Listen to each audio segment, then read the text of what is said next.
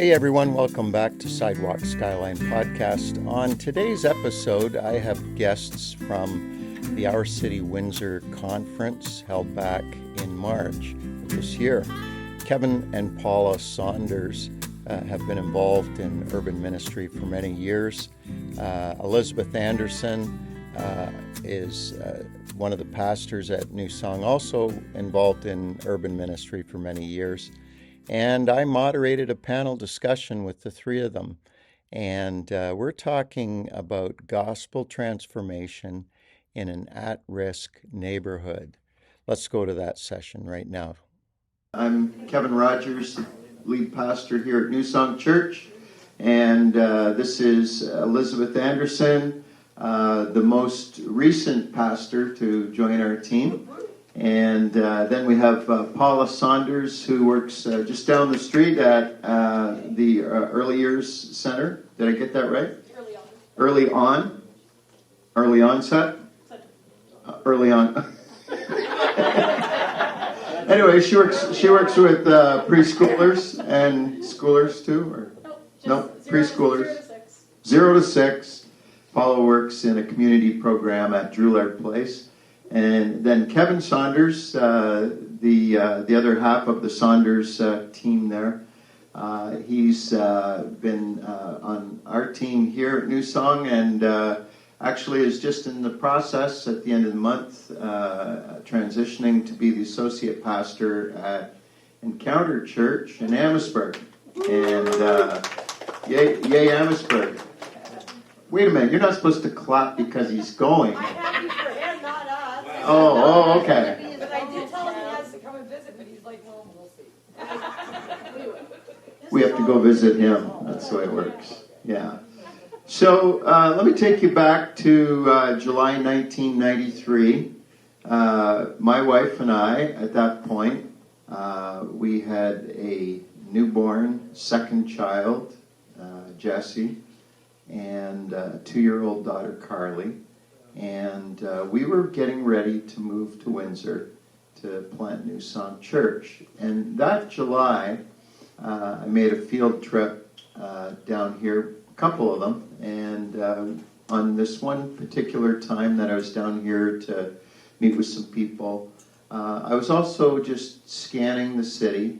I lived here back in the 70s and wanted to refamiliarize myself with some of the neighborhoods and driving around the city and just thinking about where would New Song Church, where could we be?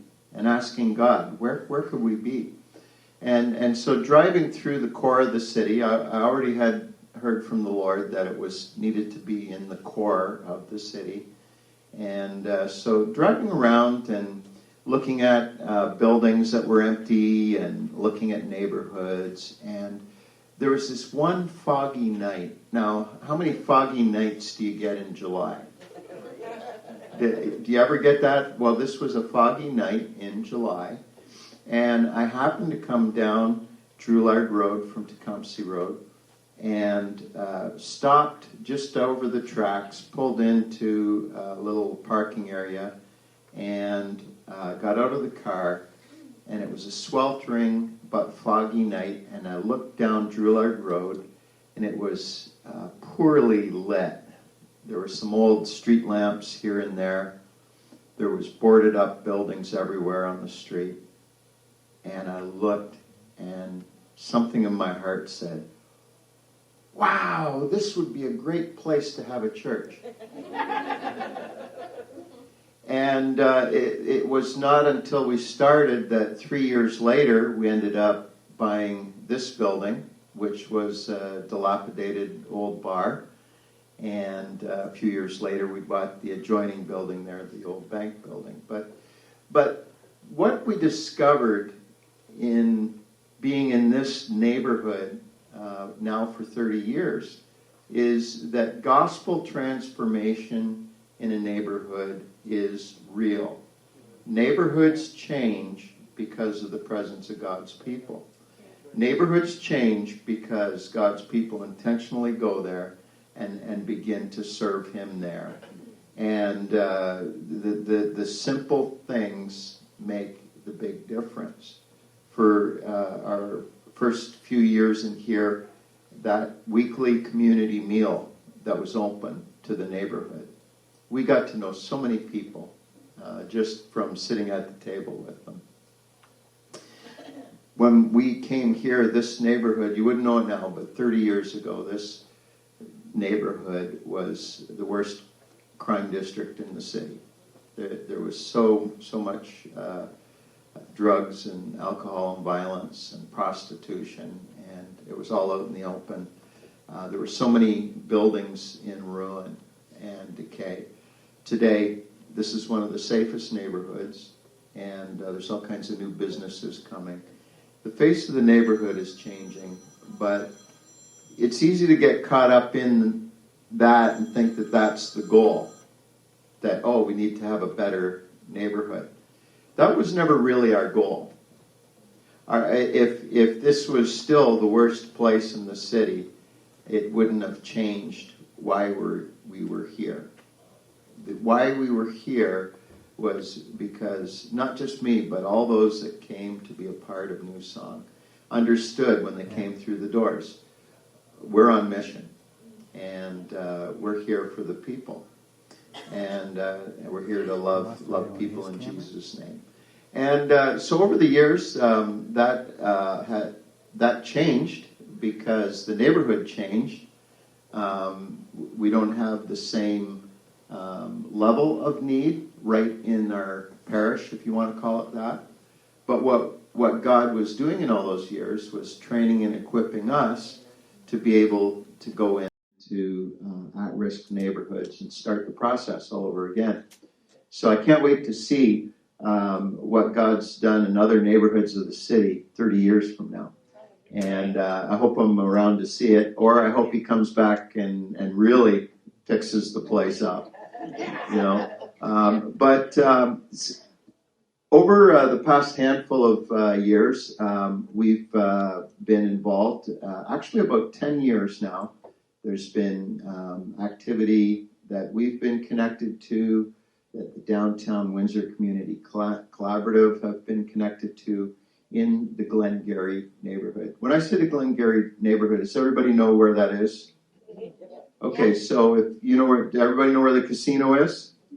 So if you go to the casino, behind the casino up to Wyandotte, and you go between McDougall Street and Glengarry Ave, and there's a complex of high-rises and row houses that we affectionately call the Glengarry neighborhood.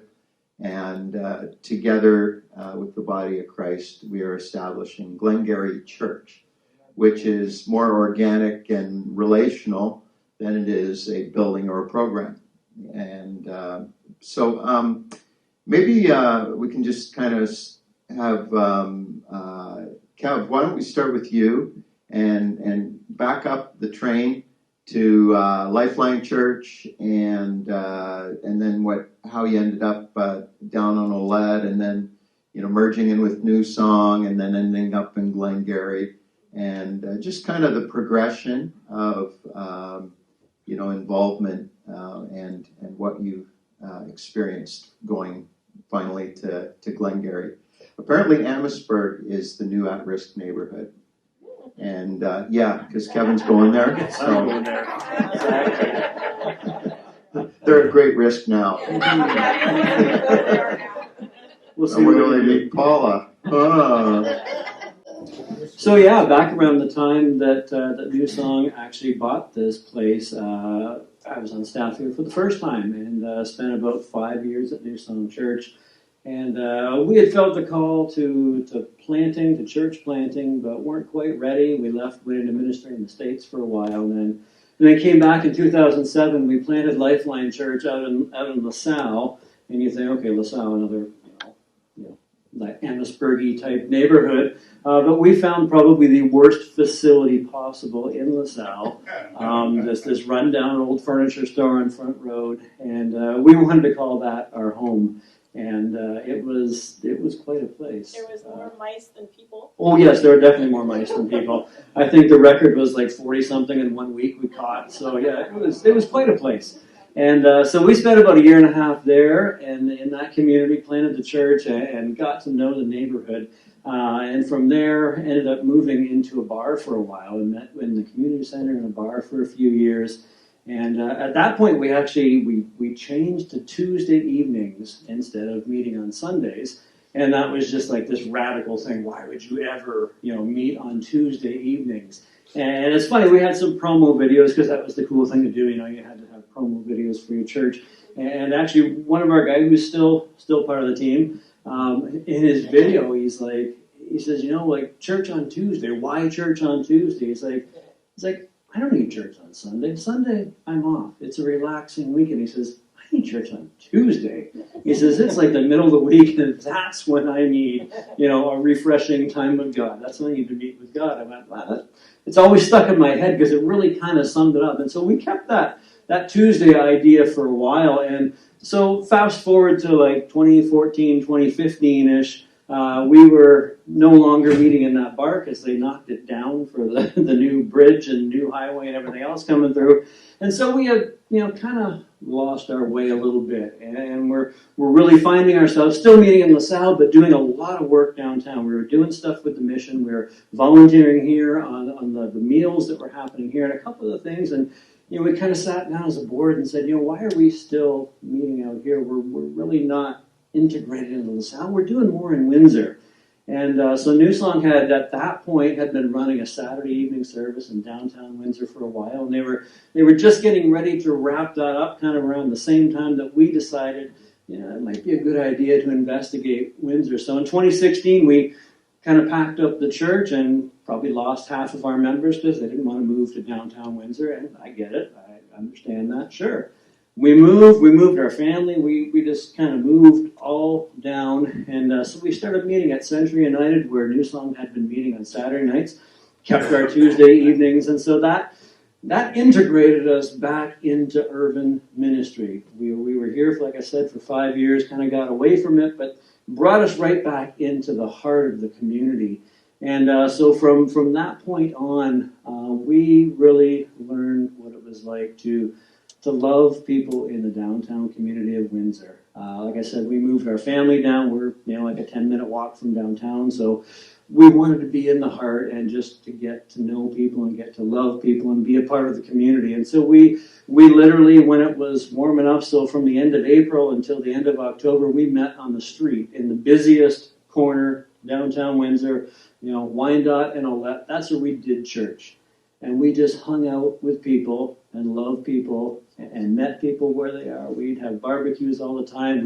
We'd have clothing giveaways, spring, summer. We'd be out in the dead of winter doing hot chocolate, trying to play my guitar, which did not work very well at all. But just loving the community because they knew we were there. And it took a while to earn their trust, but then they suddenly realized that we were just there to love. In fact, this morning when you called Dave up on stage to talk with Bobby, and it was kind of one of the best compliments I could ever get. Dave's like, he says, I was downtown. I go to a church on Tuesday nights sometimes. He says, and they were talking about the Bible, and I didn't want to hear about that. I was stoned, I was high. He says, but I knew they loved me, and that was what it was all about. It was planting seeds of the gospel, and we talked about that last night about where the seeds fall and everything else.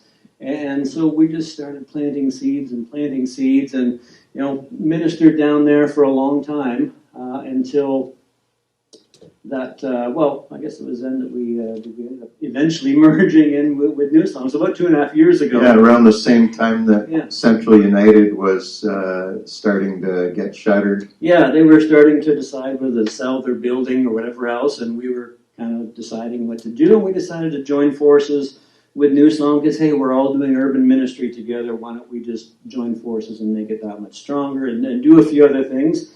And so throughout that process, we spent that whole, spring, fall, summer still meeting on the streets, but we weren't even allowed in the building. There was a little storage room we could use because they didn't have insurance on their building, so legally we couldn't even be in there. But it got to October, and we're like, we really need to find a home really, really quickly. And so I had met with a couple people, and we had talked about a couple different areas of need in the community. And one of them was the Glengarry area, and we knew what was going on. We knew that the food pantry had been going on there for about 7 or 8 years, and we knew that Feeding Windsor was hopefully soon getting a contract in there. We thought, okay, that could be an idea, and I talked to a couple other places, but when we were trying to figure this out, it was a Sunday afternoon, and Paul and I were out for a drive, and we pulled into the parking lot. So let's go walk through here. And so we got out of the car and we began to walk through the middle courtyard of Glengarry that kind of weaves between all of the buildings. And as we did, strangely enough, there's people yelling out the balconies, "Hey, Pastor Kevin! How are you?" And immediately we were like, "Yeah, this is home. This is where we need to be." And so the years of experience, the years of getting to know people downtown, some of them lived there, some of them didn't, but everybody ends up hanging out there at one point or another, and we just knew this was the place to be, because more so than even being on the street corner down there, this was a built-in community.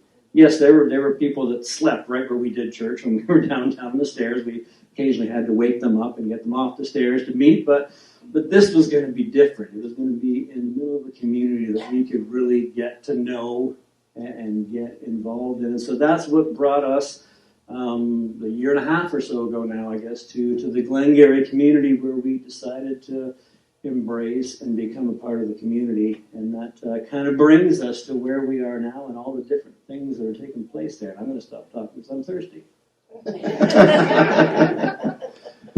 Yeah, so with, I mentioned the history, DWCC, they had gone in and they had done some things to lay the groundwork for some programs.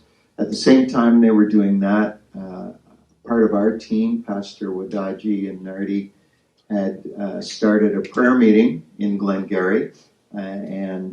So just at the same time, prayer and community service were both kind of taking place. And it's amazing how prayer often is the precursor or the accompaniment to what God ends up paying attention to. It's almost like if we'll pay attention to Him, share our heart with Him, He'll pay attention to what we're doing too.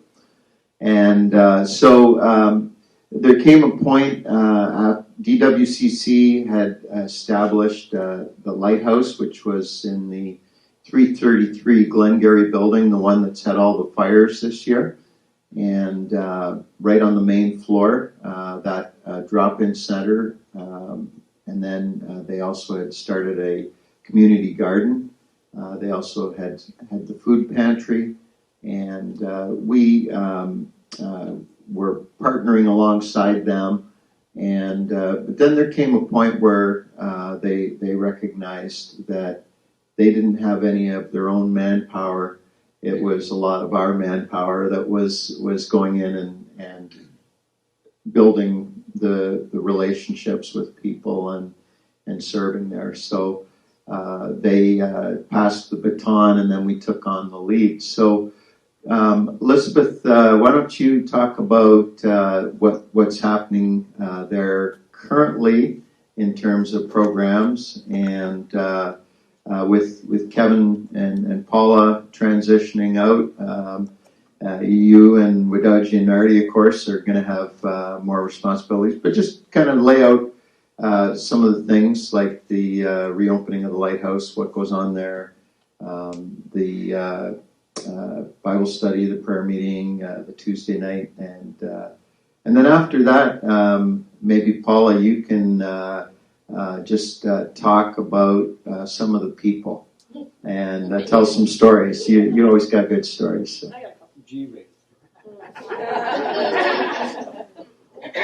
Good afternoon, church. Good afternoon. I became involved with the Glengarry community about a year and a half ago. But Pastor Nardi and Wadaji had been there long before that, and they had operated the pantry all through COVID. COVID shut a lot of things down, but they managed to transition to keep this pantry open. The pantry is a food bank, but it's a food bank only for the residents of that complex. That's why it's called a pantry and not a food bank.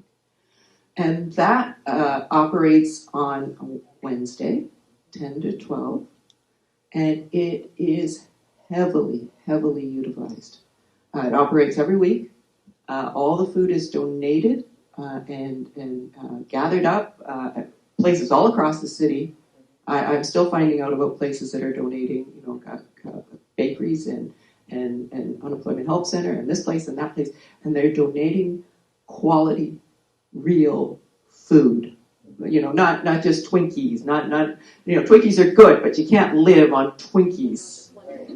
Not just lentils. You can't live. Well, maybe you could. I don't know. You could call that, but it's real, like cheese and eggs and milk and real food. And every week, hundreds of people and with their family, they come and they're given food once a month through this, and not just food. Pastor Nardi and Wadaji are there all Wednesday afternoon, and they are praying with people. And if anybody's got a crisis or a struggle or a situation or a problem or they just need to be loved, they show up there, and Pastor Nardi and Wadaji and their team there, they just love on them, they pray with them, they counsel them, and it is beautiful. It's absolutely. So that's been running for a while. But when COVID opened up, we were able to reinstitute a number of other programming, like the Lighthouse, which is a drop-in center, runs 4 days a week from 10 to 1:30, something like that. Depends on how fast you can clean them. How many people a day? Well, at the beginning of the month, we're talking 45 to 60 people. At the end of the month, you can get over 100. Well, and it's interesting, when we started back up after COVID too, it had just started kind of when we got involved in, and Tim, who's actually above us right now, I would come and hang with Tim, and there would be like 3, 4 people. We'd literally sit there for 3 hours with 3 or 4 people. But now it's so many people, and it's not just one cup of coffee. It's I'll having this cup of coffee, and then I'm going to come back in a half an hour, and we'll have another cup of coffee, and then I'll be back for a snack, and then I got to meet somebody here, and have you seen so and so? Because I got to meet up with them. It's just community. It's just community, and that's all snacks, toast, bagels. We don't have a very big kitchen, but we do snacks and bagels and toast and coffee and hot chocolate and tea, and love. Everything is served with love. And people, and not just the Glengarry community, we probably 50 to are of the street affiliated people will come in. And they come in and, it's warm and they're treated with dignity and they can sit down, right? So that runs 4 days a week, Monday, Tuesday, Wednesday, Thursday. In the evenings, on Tuesday night, we have Tuesday church, pastoral care with Pastor Kevin, and beautiful gospel music, an appropriate, encouraging, gospel-fueled message full of the Holy Spirit. We have so many people come out and just, again, get loved on because, there's hot dogs, there's snacks, there's water. yes, we're still outside as long as it's warm, for sure. Barbecues. It's beautiful. It's a beautiful evening. If you ever get a chance to attend, Tuesday night's good.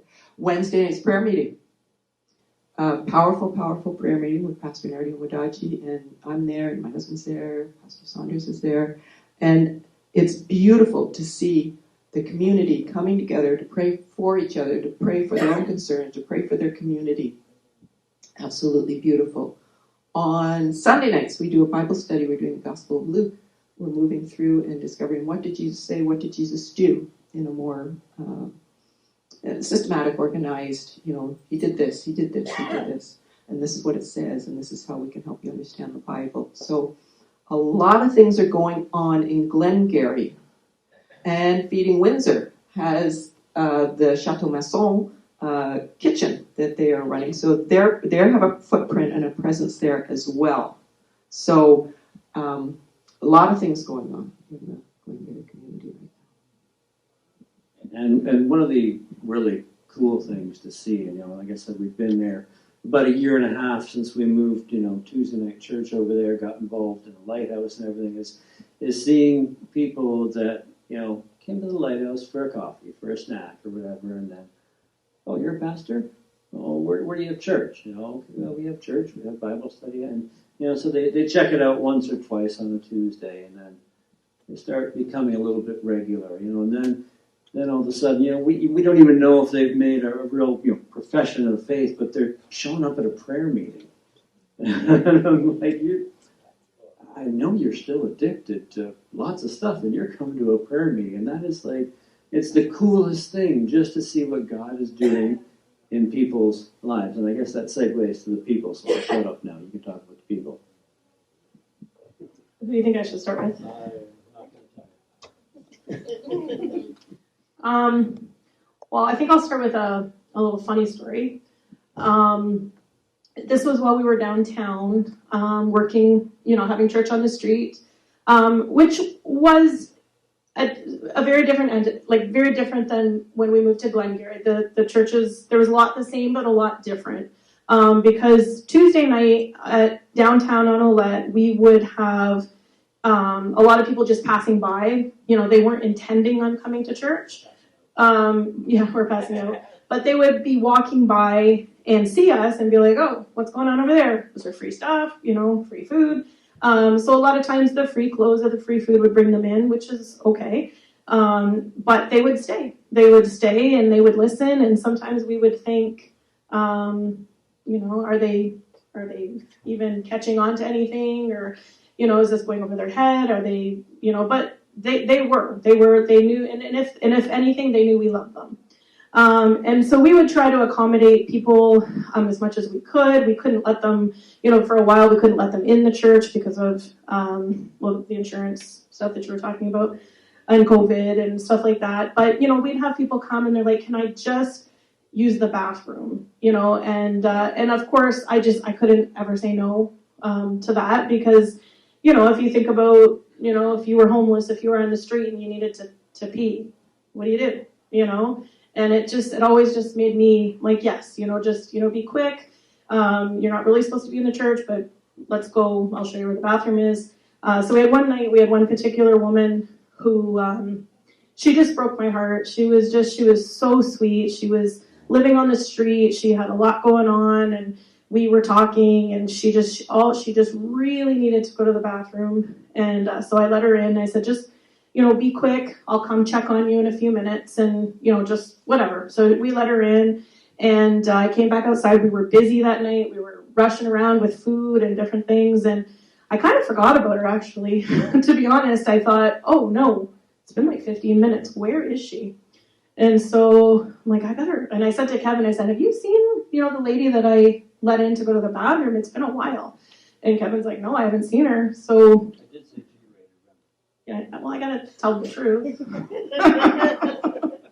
So I went back in to check on her because I thought, okay, what if something happened or, did she pass out? Did something happen? So I get back to the bathroom and she is naked in the sink having a bath. And so, yeah, we've seen it all. I honestly didn't know what to do or say, but I figured it out. So I didn't make a big deal of it. We went in, or not we, sorry, I went in. sorry, I didn't mean we, as in me and Kevin. He did not go in. You and Jesus. Yeah, right. I think I did go back and get Mal, maybe, and just to have someone with me. And so I found her so she was like, I'm so sorry. She was washing her hair. She ended up washing her clothes. So we got her, I just said, you know what, listen, let me try and find you some soap. And she was already washing her hair. So I figured I might as well find her some shampoo, because she was just using the liquid soap. So we found her some shampoo, found her some soap, and I said, listen, like, you're not really supposed to be in here, so like, we gotta really hurry up. So maybe 5 more minutes. And we found her some clothes, and she was so thankful. And as awkward as that situation was, and it was awkward, like I've never experienced that before, and I don't suppose many of you have either. It was awkward and it was different, but we showed her love, and we clothed her, we fed her, we gave her a bag to go with different things in it that she needed, and she felt absolutely loved and appreciated. And the really sad thing about that is we found out, maybe 2 months later, that she died. Was she the one that froze? She overdosed and froze to death on a park bench over by Glengarry, actually. So just so incredibly sad. But and even if you think you're just doing something small, maybe to someone else it's something huge. It may not seem like a lot, but so that was one of our experiences downtown. We've also, Kevin and I have met a lot of people along the way. We have a funny story about one of the guys. His name is Matthew. Actually, I talked to him this morning, actually, at Tim Hortons. I bought him some food at Tim Hortons this morning. I don't know if any of you have met Matthew. Matthew is a man, dresses like a woman. I bet you know exactly who I'm talking about, right, Brian? Yeah, anyway, Matthew, he's a funny guy. He was coming to our church downtown on Olette for a while. We got to know him.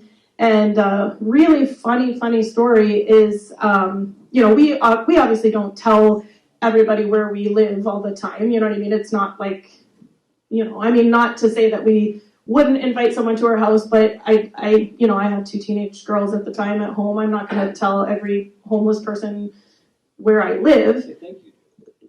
Yeah, my kids think I do, because they find our house, which is so ironic. So yeah, my kids do think that I invite every homeless person over. I don't, but they show up. So Matthew showed up on our porch one day. He had no idea that we lived there. But he showed up on our porch because he saw something on my porch that he really liked. And he knocked on the door and he asked if he could have it. And it was like a little lantern from Dollarama. And of course, obviously we're going to give it to him. And he's like, yeah, no problem. And he was so excited. He jumped for joy, and he was super excited. And it was just really funny and ironic that we've been ministering to Matthew for a couple years, and he showed up on our porch. And he didn't even realize, he was very high that day, and he didn't even realize it was us. But it was just really ironic. And then some of you might have met Chris, who has been living a little bit at Sharon's across the street. Sometimes he lives kind of everywhere. But Chris has become, well, according to him, I'm his best friend in the whole world. And I don't know, he's just become a really good friend. And I met him in the alley, actually, behind our house. And he just happened to be laying in the alley one day in the corner. And I fed him. I gave him, we happened to be having a really good meal that day, so he got really lucky. And we served him like a big ham and potatoes, and he was just absolutely, he was just so excited. And I gave him some of Kevin's clothes, because he had no pants on. Actually. But I don't know. I don't really know, actually. But, yeah, he did have a blanket, but you could give him those pants. He did show me he had no pants on, and I went, okay. I said, I'm going to go see if my husband has some clothes for you. And so I found some pants and some socks and some different things.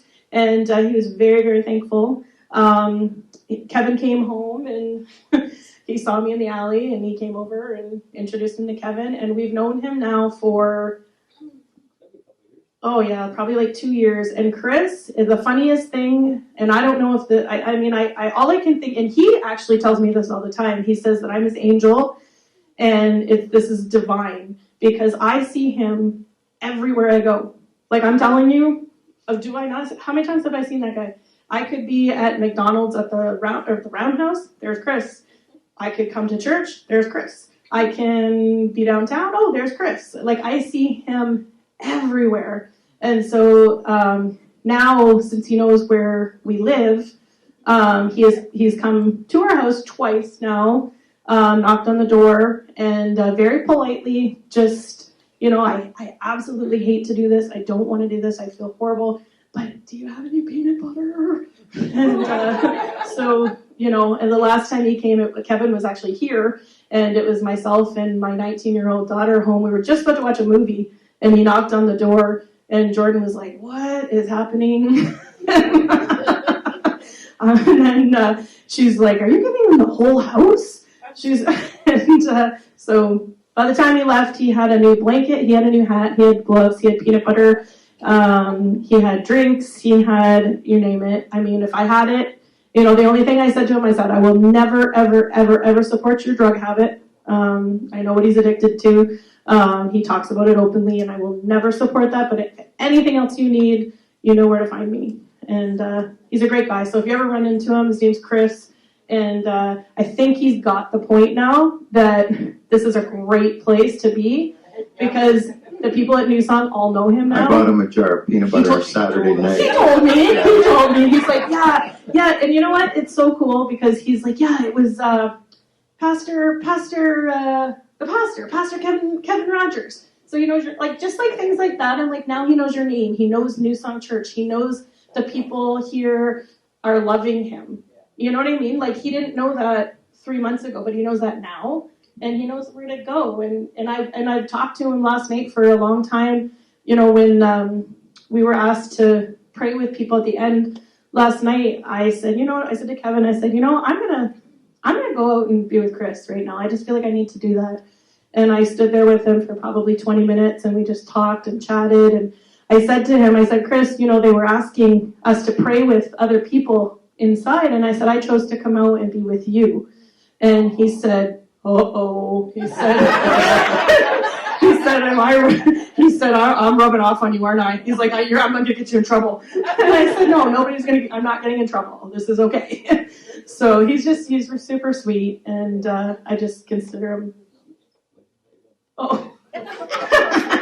I consider him one of my best friends now, and I'll shut up now.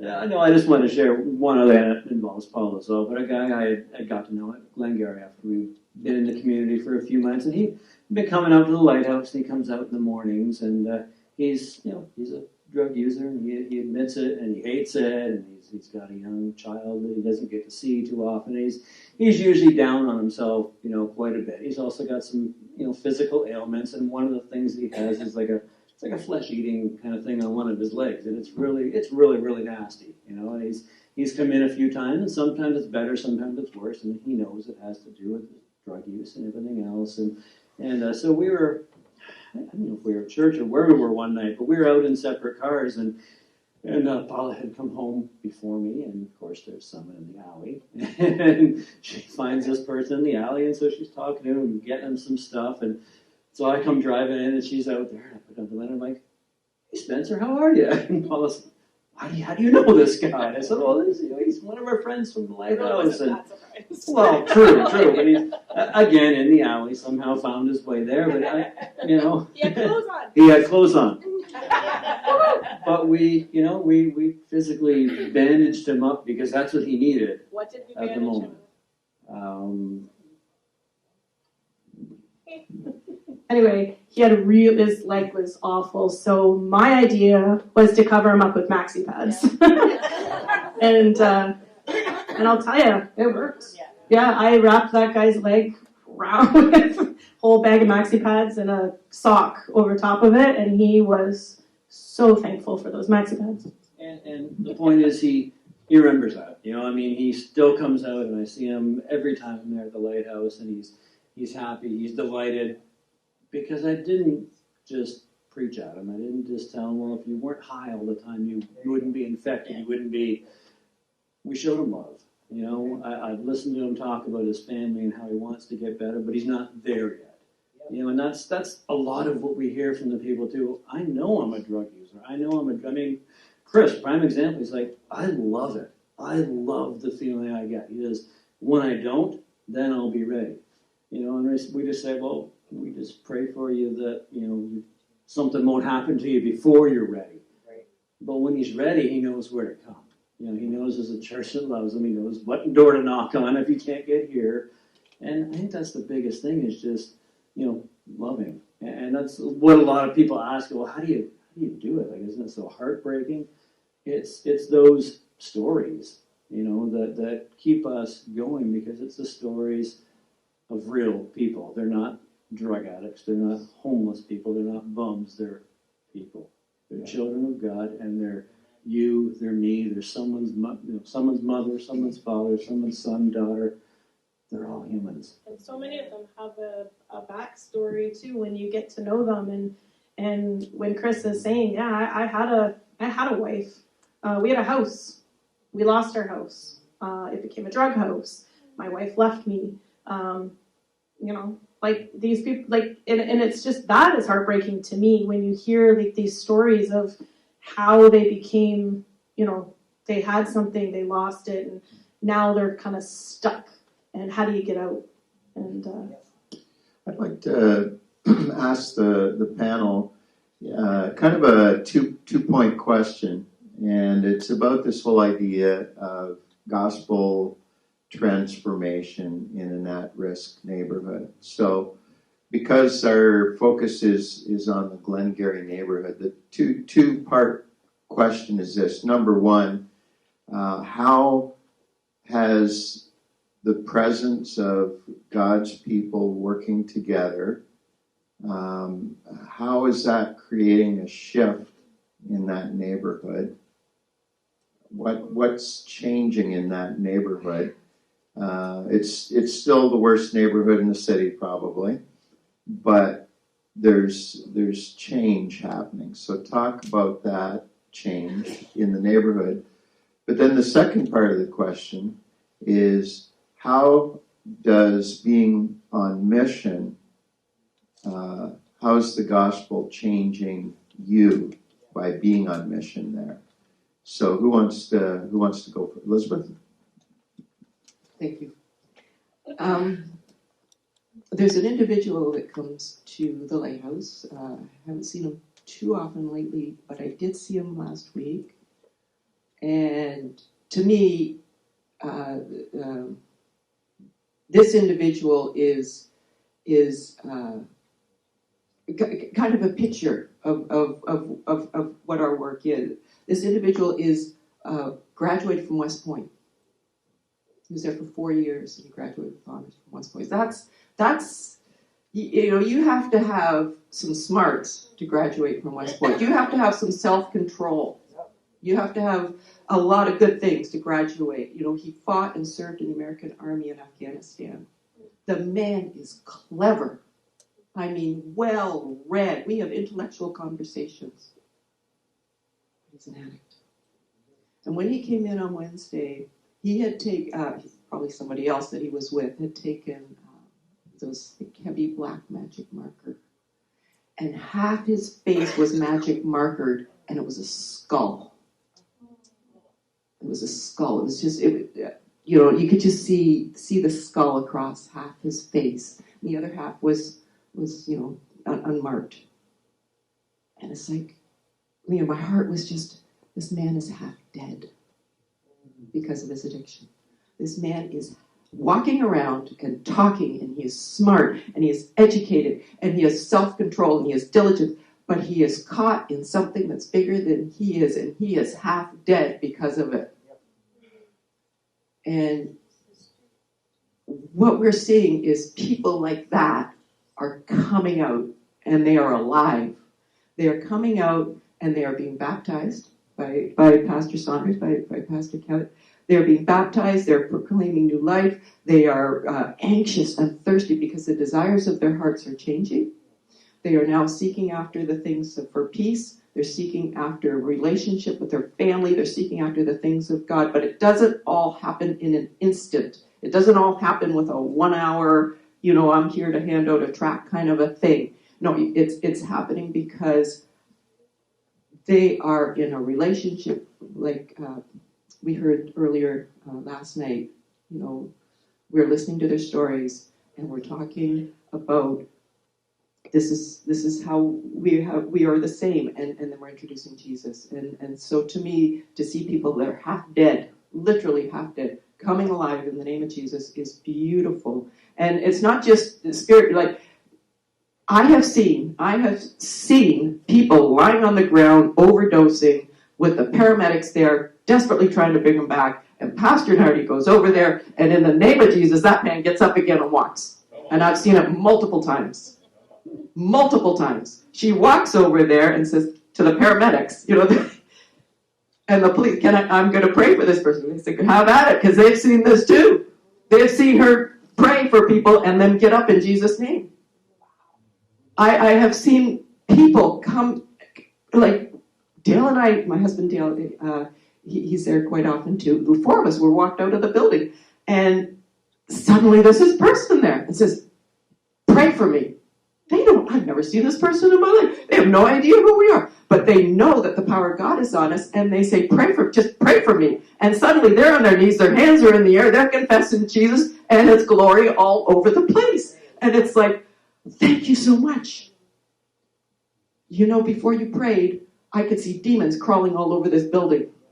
And now I can't see them anymore, because something has changed in the spiritual realm in their life. And they are coming alive in the name of Jesus. The power of God, I tell you, in Glengarry is more powerful than anything I've ever seen, really. It is just incredible. And the other night of prayer meeting, we prayed for someone, and they came in the next day and said, I don't know what you did to me. I don't know what you did to me, but I had the best night's sleep that I've ever had. It's like, well, in Jesus' name, yes, you did. On our next episode, we're going to take a little break from our city, Windsor. I'm going to be interviewing Karen Stiller.